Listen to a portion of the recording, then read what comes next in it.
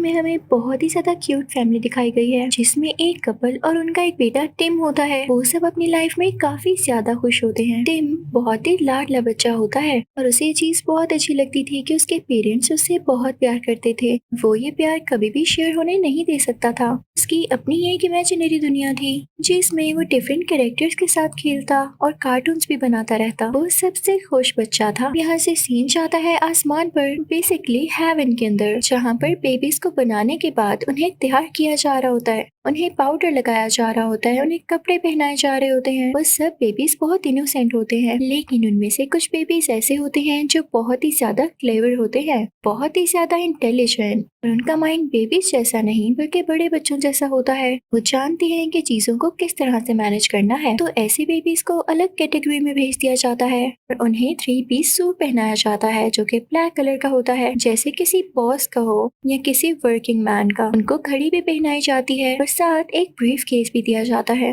और इन सब बेबीज की एक टीम बनती है जो कि बाकी बेबीज के कामों को मैनेज किया करेगी, ऑफिस भी जाया करेगी। है ना इंटरेस्टिंग। तो अब आते हैं हम मूवी की मेन स्टोरी की तरफ। अब हम देखते हैं कि टिम का एक छोटा भाई आने वाला होता है जिसके लिए उसके पेरेंट्स तो काफी खुश होते हैं। अब टिम अपने घर के बाहर खड़ा होता है तो वो देखता है कि उसका बेबी ब्रदर एक टैक्सी से उतरा है। उसने 3 पीस सूट पहना हुआ है और वो बड़ों की तरह चल रहा है। वो अंदर जाता है तो देखता है कि उसके पेरेंट्स ने उसके बेबी ब्रदर को गोद में उठाया हुआ है। उसको छोटा सा बेबी समझते हुए ही वो टिम को बताते हैं कि ये तुम्हारा छोटा भाई है और हमारे साथ ही रहेगा। कितना क्यूट है ना ये। लेकिन सच पूछें तो टिम को वो बिल्कुल क्यूट नहीं लग रहा होता, क्योंकि उस बेबी ने आते ही सबको अपने पीछे जो लगा लिया था। पूरे घर में अब उसी की आवाज आती रहती। मामा पापा ने टिम को छोड़ के उस बेबी को टेंशन देना शुरू कर दी, जिससे टिम काफी सैड हो गया। टिम इस बात से काफी उदास हो जाता है कि उसके मामा पापा अब उसे स्टोरी तक नहीं सुनाते और उसे अकेला सोना पड़ता है। उसे अपने छोटे भाई पे काफी गुस्सा आता है,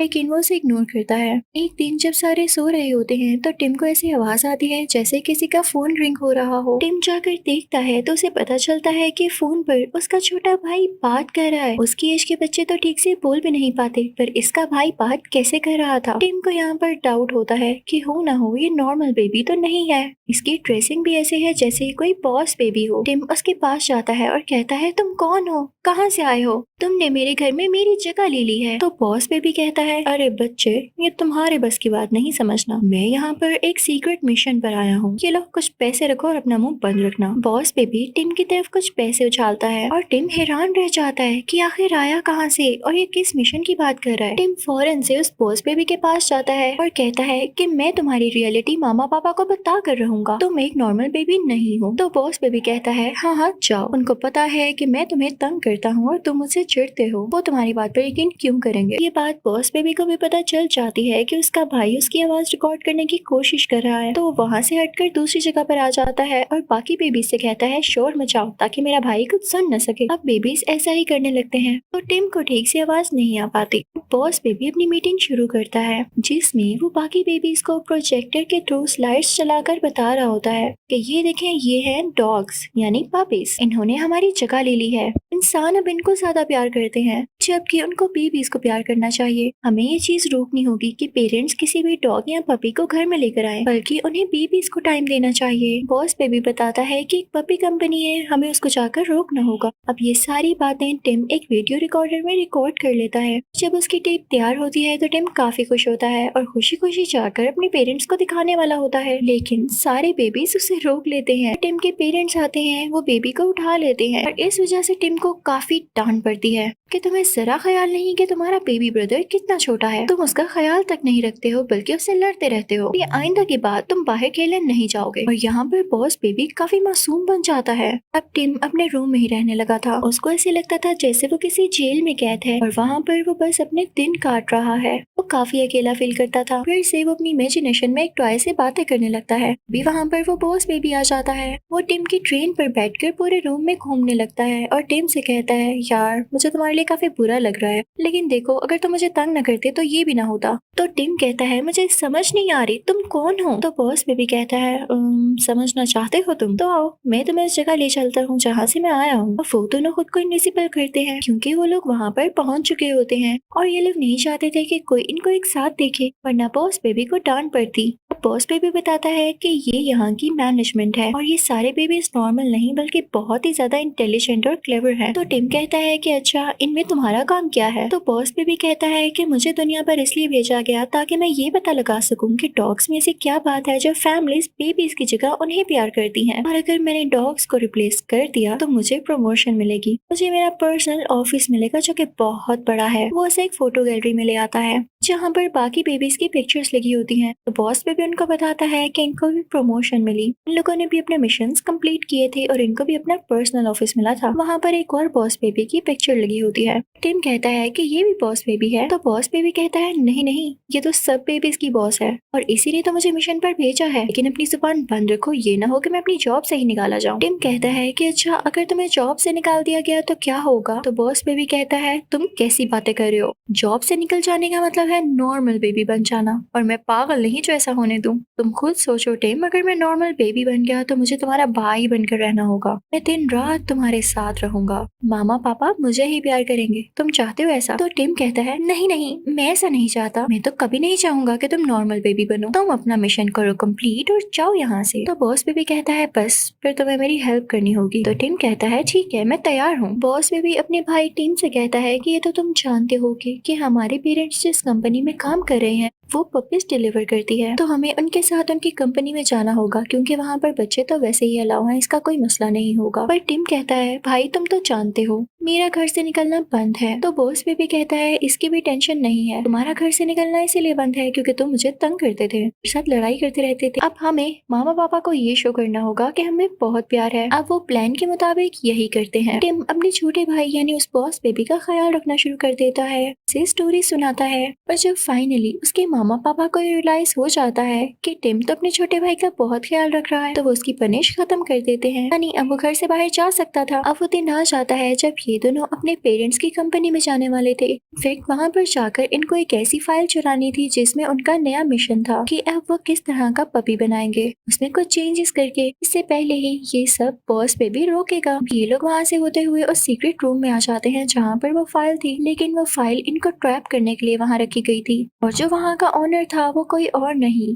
बल्कि बॉस बेबी का वही आइडियल बेबी था जिस जैसा बॉस बेबी बनना चाहता था। वो अब बूढ़ा हो चुका था। बॉस बेबी उसे देख के काफी हैरान होता है और कहता है आप यहाँ कैसे? तो वो कंपनी का ओनर कहता है मैं भी तुम्हारी तरह बेबी हुआ करता था। इनफैक्ट इन बेबीज के पास एक मैजिक मिल्क होता है जिससे ये हमेशा बेबीज रहते हैं और बेबी कंपनी के लिए काम करते रहते हैं ताकि किसी को शक ही न हो। अब वो कंपनी का ओनर बताता है कि जब मैं अपना मिशन कंप्लीट ना कर सका तो मुझसे वो मैजिक मिल्क लेकर मुझे कंपनी से बाहर निकाल दिया गया। मेरा भी ख्वाब था कि मेरा पर्सनल ऑफिस हो, लेकिन ये ख्वाब टूट गया, और जब मुझे मैजिक मिल्क नहीं मिल सका तो मैं बूढ़ा होता गया, और मैंने तुम्हें इसलिए यहाँ बुलाया है ताकि मैं तुम्हारा मैजिक मिल्क चुरा सकूं। और रही पपीज की बात, तो ये भी मेरा एक ट्रैप था तुम्हारी बेबी कंपनी को डाउन करने के लिए, क्योंकि मुझे वहाँ इंसल्ट के साथ निकाला गया। मैंने उनके अगेंस्ट ही एक कंपनी बना दी और देखो आज मैं कितना सक्सेसफुल हूँ। तुम्हारे पेरेंट्स भी मेरे लिए काम करते हैं, इससे ज्यादा एम्बैरेसिंग तुम्हारे लिए क्या होगा। अब वो कंपनी ओनर और भी बताता है कि मैं उस बेबी कंपनी में जाऊंगा, साथ ही साथ तुम्हारे पेरेंट्स को भी मार दूंगा। तो टिम कहता है नहीं, मेरे पेरेंट्स को तुम नहीं मारोगे। और बॉस बेबी ये सोच रहा होता है कि अगर उसकी कंपनी खत्म हो गई तो उसको प्रमोशन कैसे मिलेगी। तो दोनों डिसाइड करते हैं कि ये अपने पेरेंट्स को बचाएंगे और उस कंपनी को भी,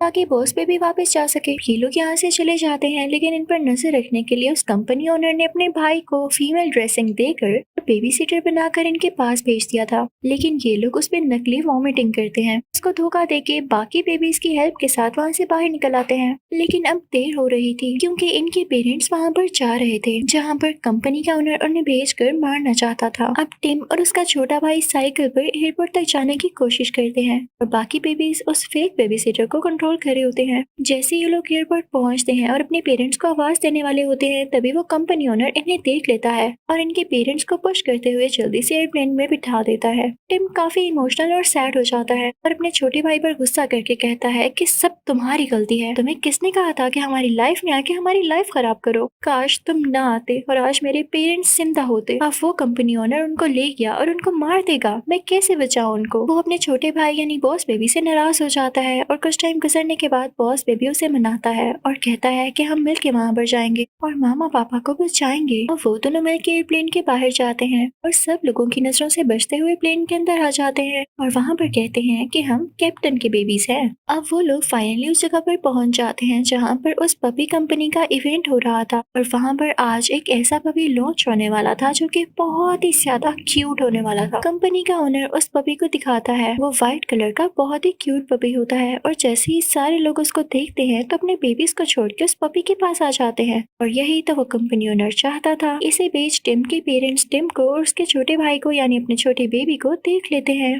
टिम जानता था कि उसके पेरेंट्स को जल्दी मारने वाला है।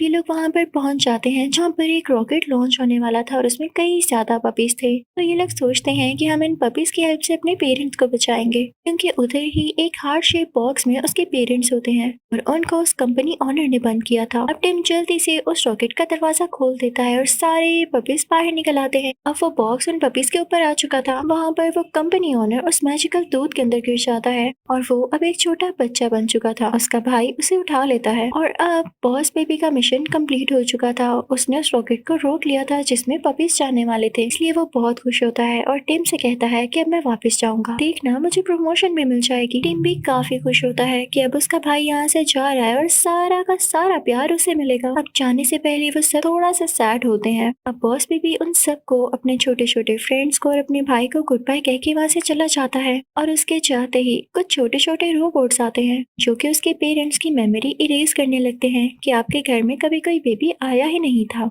उसके सारे टॉयज, उसकी सारी चीजें वहाँ से ले जाते हैं। टिम ये देख के काफी उदास होने लगता है और उसे अब यहाँ पे पहली बार अकेला फील होता है। दूसरी तरफ हम देखते हैं कि बॉस बेबी काफी खुश होता है क्योंकि उसे प्रमोशन मिल चुकी थी। अलग पर्सनल ऑफिस भी वो काफी ज्यादा सेलिब्रेशन करता है, लेकिन वो काफी उदास था क्योंकि उसे टिम और अपने पेरेंट्स याद आ रहे थे। दूसरी तरफ टिम का भी यही हाल था। नो डाउट उसके पेरेंट्स अब उससे बहुत प्यार कर रहे थे, बिल्कुल पहले की तरह, लेकिन वो अपने भाई की कमी बहुत ज्यादा महसूस करता था, यानी उसे उसकी कमी बहुत ही ज्यादा फील होती थी। तो वो उसे एक लेटर लिखता है कि छोटे भाई वापिस आ जाओ, हम दोनों मिल के रहेंगे, एक साथ बड़े होंगे। और जब बॉस पे भी ये लेटर पढ़ता है तो वो इमोशनल हो जाता है क्योंकि जब उसे प्रमोशन मिली तो उसके साथ खेलने वाला कोई भी नहीं था। वो हर वक्त काम में बिजी रहता और उसकी लाइफ काफी बोरिंग हो चुकी थी। तो वो भी प्रेफर करता है टिम का छोटा भाई बनना। और फिर हम देखते हैं कि वो नॉर्मल बेबीज की लाइन में चला जाता है और फाइनली टिम के पेरेंट्स के घर आ जाता है। टिम फौरन से जाता है और ये देख के काफी खुश होता है कि उसका छोटा भाई वापिस आ गया है। अब मूवी के लास्ट सीन में हम देखते हैं कि टिम काफी बड़ा हो चुका होता है। ये जो मूवी हमने देखी वो इसकी स्टोरी अपनी बेटी को सुना रहा होता है। तभी वहाँ पर एक आदमी आता है जिसने 3 पीस सूट पहना होता है। तो टिम अपनी बेटी को बताता है कि ये तुम्हारे अंकल यानी चाचू हैं और ये वही बॉस बेबी होता है। पर तभी वहाँ पर एक और बेबी पैदा होता है जो कि उसकी बहना होती है। वो भी नॉर्मल नहीं बल्कि बॉस बेबी होती है। अब न जाने वो क्या क्या करने वाली थी। इसी के साथ ये मूवी यहीं पर एंड होती है।